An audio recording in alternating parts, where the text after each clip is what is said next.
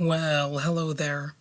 In a recent episode of this podcast, I discussed how, right around the time that Trump was kicking off his presidential campaign for 2024, he had a little Thanksgiving feast with two white nationalists, one named Nick Fuentes and another more famous one named Kanye West. So, I do want to stress how that was something that should have utterly destroyed his campaign. And it's definitely a little bit alarming that it didn't. That should have been alone unto itself. Because, well, there was no plausible deniability by that point about what his allegiances were. And that's troubling. But you can even kind of put that aside. You can put that example aside and look at some more general policy-based reasons why liberals express concerns or criticisms about certain aspects of the Republican Party's platform or actions, well, to the extent that they even have a platform other than sucking up to that orange clown. And these concerns may lead to the perception that there are elements of authoritarianism or extremism within the Republican Party. Well, because there are such elements. But let's break down, these points and assess whether it's realistic to label the current Republican Party as fascistic. So, one of the more moderate arguments that they might make that actually sounds a little bit sophisticated on the surface is the argument for states' rights. It actually sounds a little bit benign, more of a philosophical thing, and you got to be careful about that one because there really are some negative connotations to that. While states' rights can be a legitimate and important principle for a person to argue in some contexts, it can sound all innocent. It has been historically associated with a range of policies that are less than innocent, including those used to defend slavery and segregation and oppose civil rights and advancements in the past, and that would include, of course, the recent past. So in the 1950s, Southern senators and congressmen signed the Southern Manifesto, aimed to resist racial integration, and they typically use language of states' rights. So some liberals, Democrats, progressives, whatever you want to call them, may be critical of how the concept of states' rights has been used to resist progressive policies, particularly regarding issues like voting rights, LGBTQ plus rights, and even environmental regulations. Because of course, you gotta oppose those as well. Basically, any sort of progress that you can possibly think of, you have to justify stopping in the name of states' rights. But more simply, here's what I will say: it is not states that have rights, but human beings, and that's not a talking point that many people employ, including Democrats. So the title of this episode is Hot Topics in Liberty, Abortion, Racism, and Political Ideologies. And this podcast is called Critical Weight Theory, which I'm sure you've noticed. And basically the theme of this episode is Liberty for All, where I'm going to do a little bit of a deep dive into the principles and policies that shape our nation, with a focus on individual freedom and equality. So I'm your host, Wade, and today we're discussing some crucial topics that impact every American, regardless of their political affiliation, and even if they don't know it. That's the thing about some of these dangerous fascistic policies, is that they ultimately have a way of coming back to bite people in the ass, even if they were proponents of those policies. So first we're going to look at the principles of liberty and law. That's going to be the quick focus So let's start with the foundational principles held by Americans who champion freedom for everyone. These individuals believe in religious liberty and resist any arbitrary limitations on personal freedoms based on sexual preference or beliefs about nature. Often contrary to this belief system is often central to this belief system is the importance of law and order. So I kind of said the wrong word there. But anyway, an important sort of segment of that question to look at is the 14th Amendment and due process. So the 14th Amendment is a cornerstone of American constitutional law. It prohibits states from depriving any person of life, liberty, or property without due process of law, or at least that's what it's supposed to do. It doesn't always work out that way, but it's written on paper that way. This amendment is crucial because it sets boundaries for what laws can and cannot do, at least theoretically, and so long as people are adhering to these principles. But it's supposed to ensure that everyone is treated fairly under the law, and you can read more about the 14th Amendment on the Constitution Center's website. Just go to constitutioncenter.org and look up the 14th Amendment or any other aspect of the Constitution that would be written there. You can learn more about due process and all that kind of fun stuff. So, another thing to look at is law and order in political discourse. Interestingly, law and order is often viewed more positively by liberal Democrats, though it is not typically a hot topic in political debates, as they happen with liberal Democrat types. They don't often enough brandish that idea, which is a little bit strange.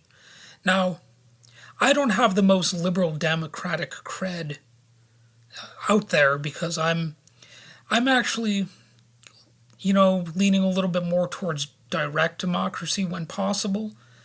But overall, the concept of law and order, it traditionally has its place, and there are many people who think it's essential for maintaining an effective government and ensuring that institutions like schools, businesses, and hospitals function smoothly, allowing citizens to live their lives safely and pursue their careers and families. Of course, that's not how law and order always works, but again, that's how it's supposed to work, ideally.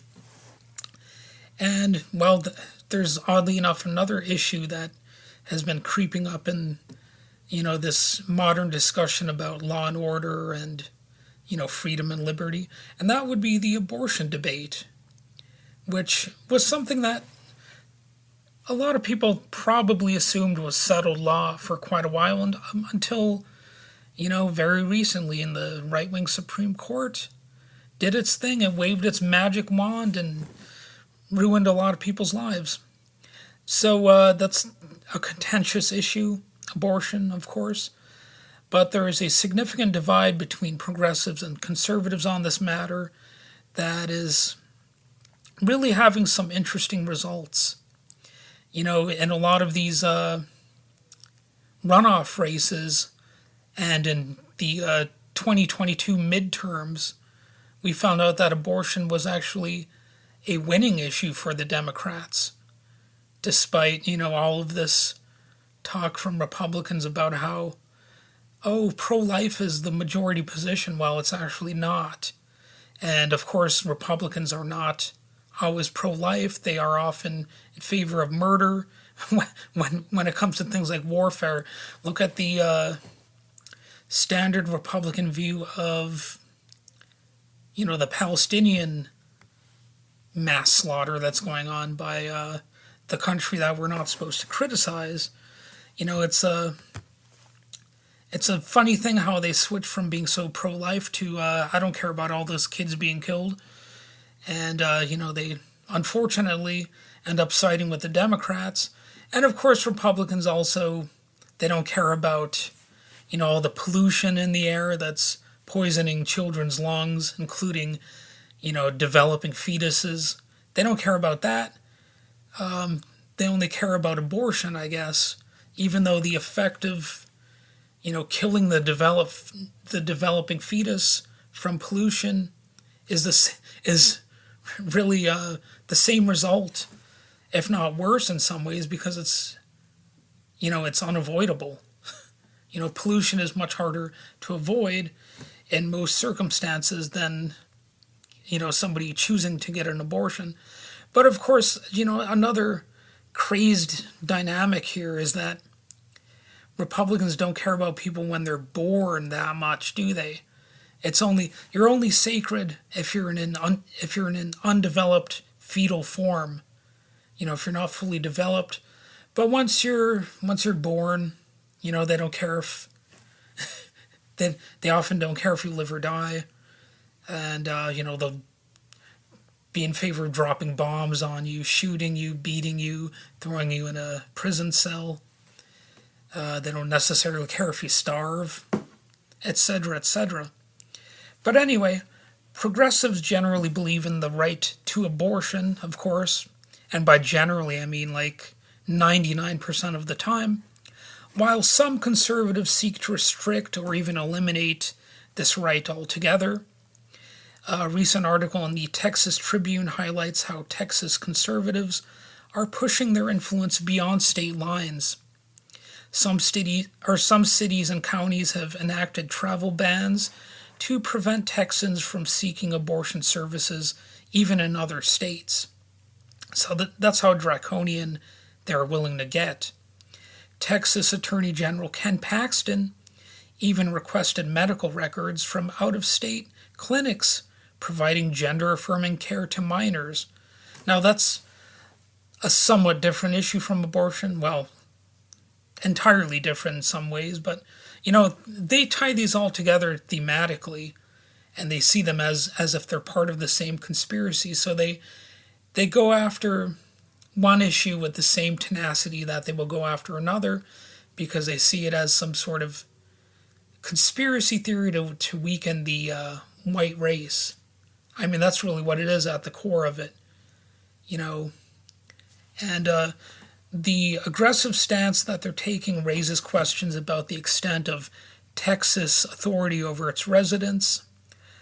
I think it's getting way too crazy. Of course, it's been crazy for a while, but now they've just let their freak flag fly, and they're going all over the place with it. But anyway, you can read more about that with a Texas Tribune article titled "Texas Conservatives Test How Far They Can Extend Abortion and Gender Transition Restrictions Beyond State Lines." And for another thing to look at, you can look at racism and political ideologies that are at work right now in this country. We're seeing more overtly racist messaging. Of course, a lot of that people would attribute all the way back to 2015 when, Donald Trump started his campaign mostly by bashing immigrants, like saying they're all rapists and murderers, even though if you actually look at the statistics, immigrants are actually considerably less likely to engage in violent crime, but facts don't matter when you're talking to these people. But racism remains a significant issue for both major political parties. And some conservative Republicans hold ideologies that align with white supremacists and Nazis, supporting racist and xenophobic theories.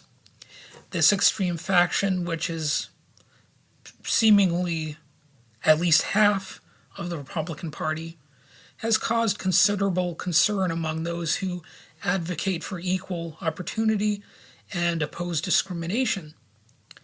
And, it's important to recognize that while not all Republicans share these views, the presence of such ideologies within the party is troubling and seemingly growing.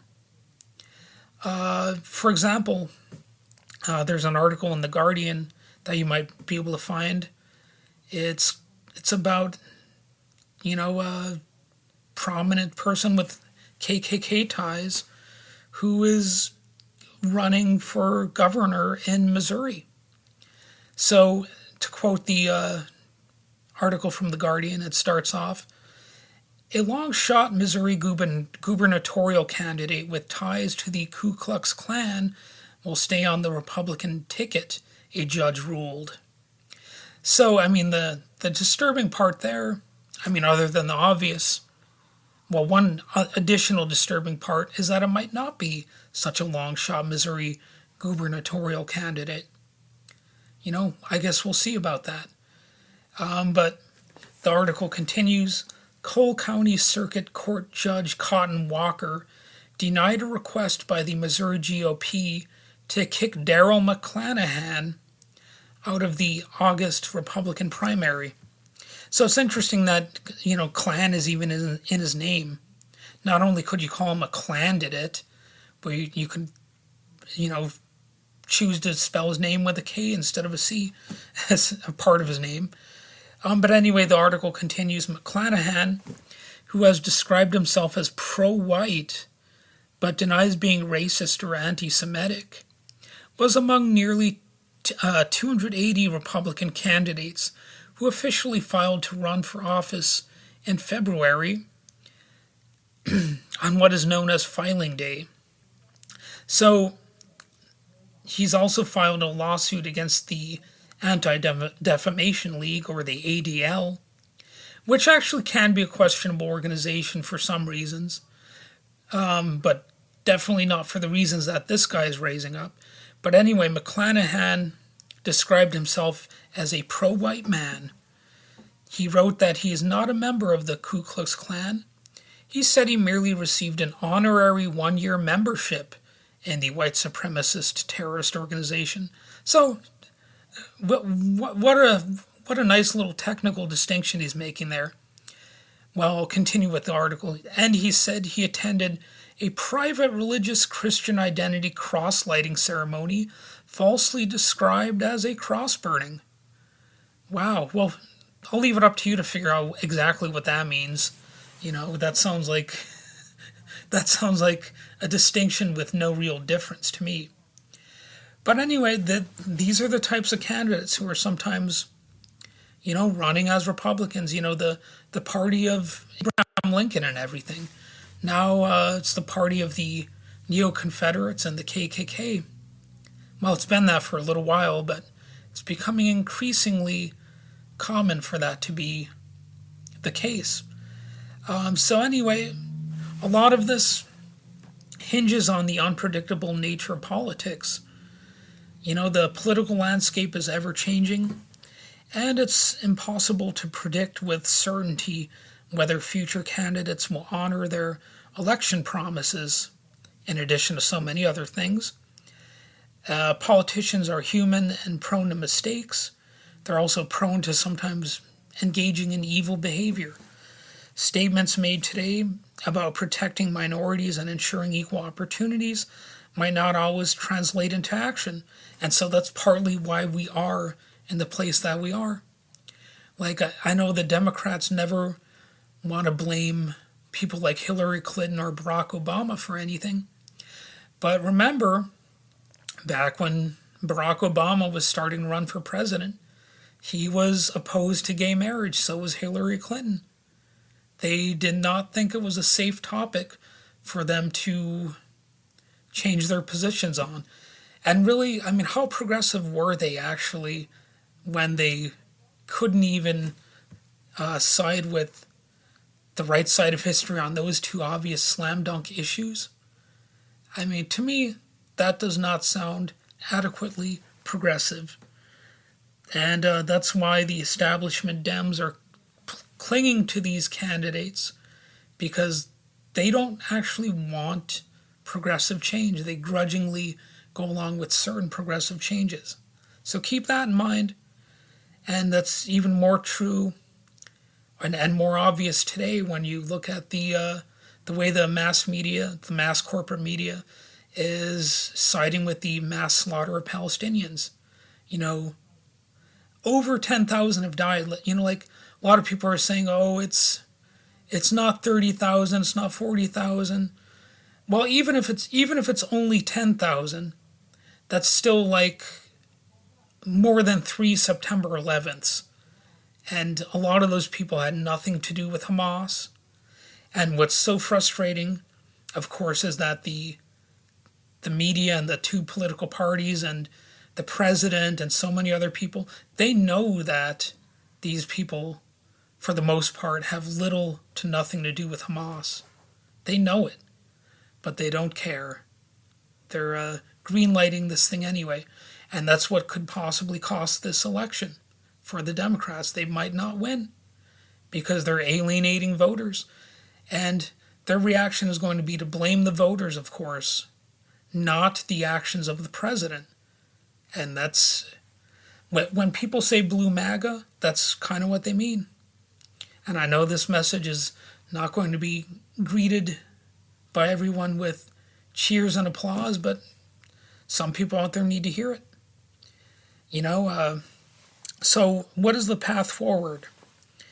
As we navigate these complex issues, it's clear that the solution is far from perfect because the situations themselves are far from perfect. But future changes are inevitable, some good, some bad, and staying informed and engaged is vital. Our commitment should always be towards ensuring liberty and justice for all, and not just on paper, for real. So thank you for tuning in to this episode of Critical Weight Theory. And if you enjoyed today's discussion, which was really just me talking into a microphone, well, please subscribe. Well, I don't know if I offer subscriptions, but please check out my other episodes and my future episodes and share this podcast with others. Stay free, stay informed, and I'll see you next time.